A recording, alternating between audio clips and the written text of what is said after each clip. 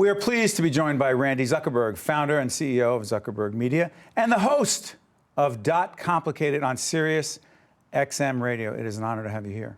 Thanks. Usually I'm the one doing the interviewing, so this is a fun change. On the Sirius show? Yes, I'm on Sirius XM on Wednesdays, business radio, and I like to bring on entrepreneurs doing interesting things in tech. But then we talk, the show's called Complicated, so we talk about the great uses of tech, and then we talk about kind of the complicated side of it. How much do you like being on this side of it, asking, listening, following up, learning? I love it. It's the best to interview someone. I feel I'm like a professional listener for a living. I get to spend time with the coolest people in the world for an hour every week and hear their stories. But you know what's so interesting about that? I've often wondered, as I was reading about you, because I think this is the coolest job, right? But being someone with your reputation, with your success in business, are people sometimes intimidated by the fact that you've been so successful? Oh my gosh, you're so nice to say that. I feel like I still have so much that I want to accomplish. Join the club.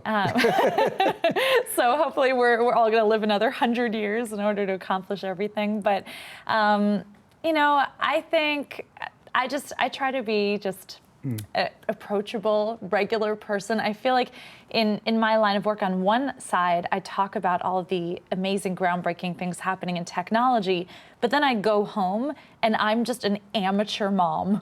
Describe your family life. I have two little boys. Ages? 5 and almost 2.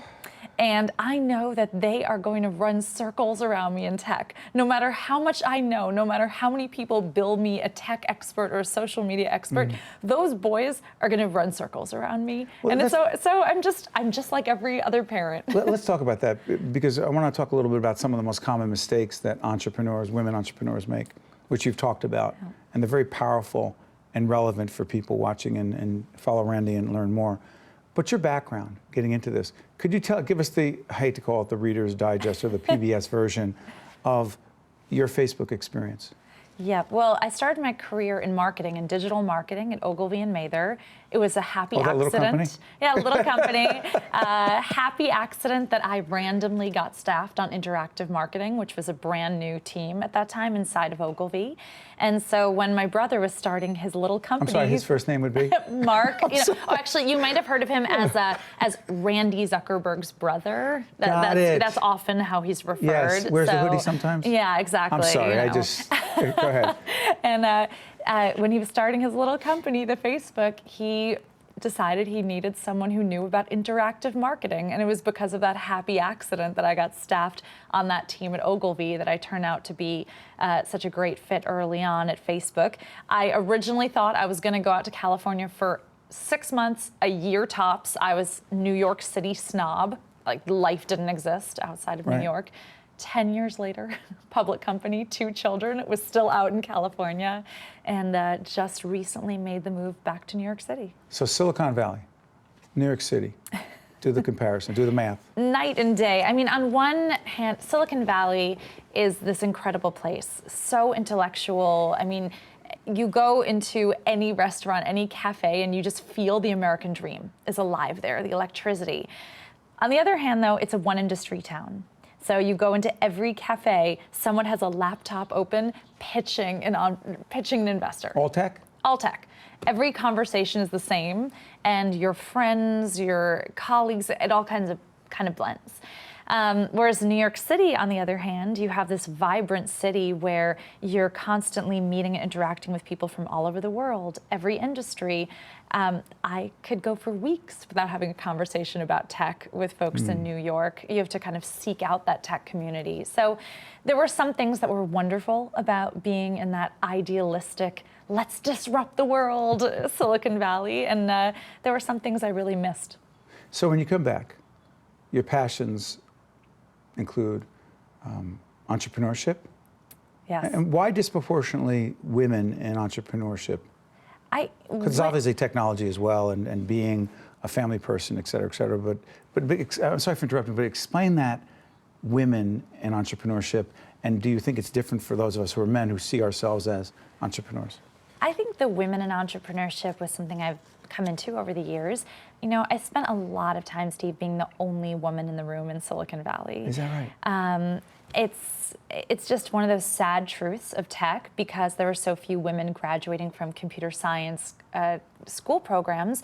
There's so few women getting hired into those companies, getting funded. It's a self-perpetuating cycle, and you find yourself in these really weird situations, like at giant tech conferences where the line for the men's room is circling around the building and the women's restroom is empty. And there were times that I would send off an email and I would show up at the meeting and people would be visibly disappointed because they thought Randi was a boy. Is that true? Mm-hmm. They thought Randi was a man that they were going to be meeting with. And you could see visible disappointment in their faces. What about your Randi face? Was a woman. Well, I was like, sucker, I got the meeting. No, you didn't. Did you really? Did you learn like to anticipate internal, it? that was the internal You're right. dialogue. You didn't manifest that. That's right, because you're more under control. But you got used to that. Well, I'm not used to it, but you got used to, you knew you were going to get that. So I got used to putting on that thicker skin of kind of toughening up, of being the woman in the room. But it really made me feel like, okay, I have a responsibility to encourage that next generation of female entrepreneurs and to mentor, handhold them, invest in them, give them that leg up so that a generation from now, I'm not the only woman in the room. Right, so let's talk about that. On Oxygen, Quit Your Day Job is the gig you have there. Just finished the season? Just finished season 1. Designed to do what, the show? Designed to inspire young women to think of themselves as entrepreneurs. These are the women that you see on this Oxygen show. They are not what you think of in your brain when you think of an entrepreneur in America.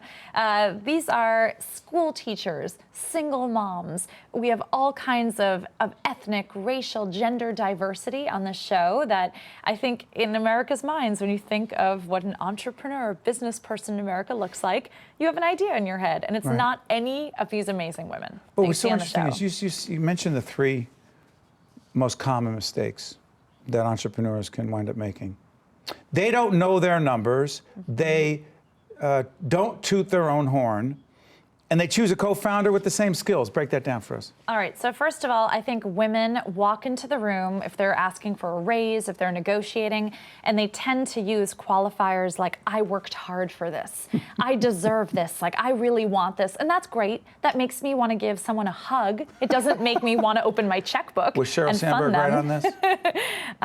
Was Sandberg right on the leaning in? Oh, well, definitely. I think women... Because that's not leaning in. What is it? Sorry. That's not leaning in saying, well, I've worked hard. And that's right.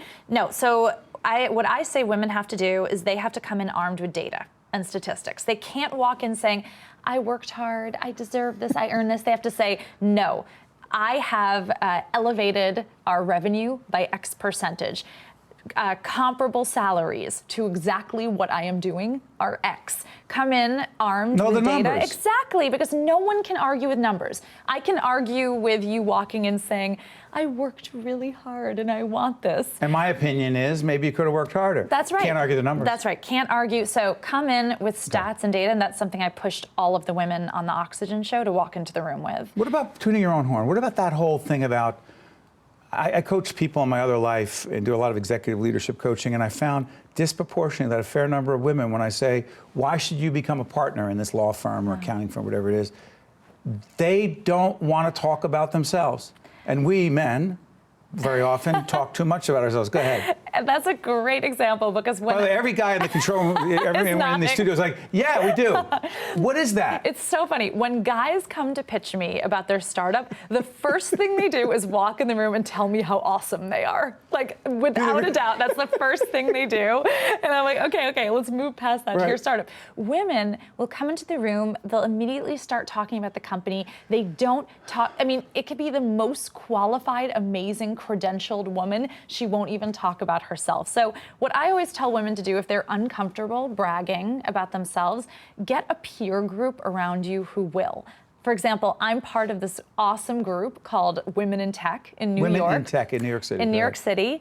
And if there's a great article written about one of the women in the group, they'll email it to the group and say, I don't feel great posting this about myself. Will all of you post this about me? That's a great idea. So get a peer group that'll scream to the rooftops for you. Love it. And the last part on that, because I want to talk about your book before I let you out of here. The last part is getting someone else to co-found who has the same skills. What's That's up with right. that? So many women that I see, they pick a co-founder who's their best friend. And that's great. You know, I get it. You want to spend a lot of time with someone. You have to spend a lot of time with someone when you're starting a company. But what happens when you pick someone who has the same skill set as you is you step on each other's toes. Nothing gets done, and there's a big gap in your business. I find men are much better than this. They go into picking a co-founder in a very practical, tactical way. They say, what skills am I missing? Let me fill them with a co-founder. I'd love to see more women do that. Instead of getting into business with their best friend, get into business with the kind of business partner they need. Great advice. Children's book? My children's book, Dot. I mentioned I'm a Dot. mom. Look at that. Yeah, Dot, yay. Dot is going to be a children's show in September. I'm so excited on Sprout. Oh, what a great... 52 episodes, and I just love features a spunky girl who's just a tech badass.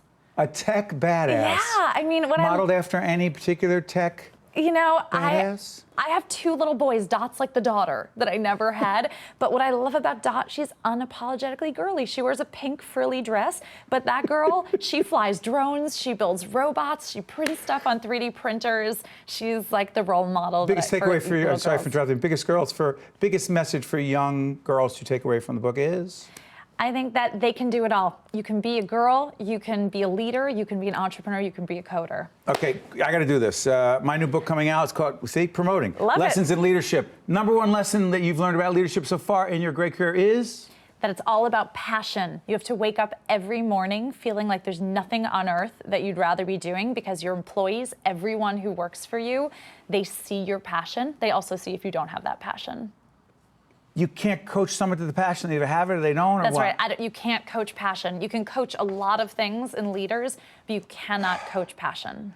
Well, Randi Zuckerberg brought her passion today and a lot of great, valuable advice. Thank you so much. Thank you. That was really fun. The preceding program has been a production of the Caucus Educational Corporation, celebrating over 25 years of broadcast excellence, and 13 for WNET, NJTV, and WHYY.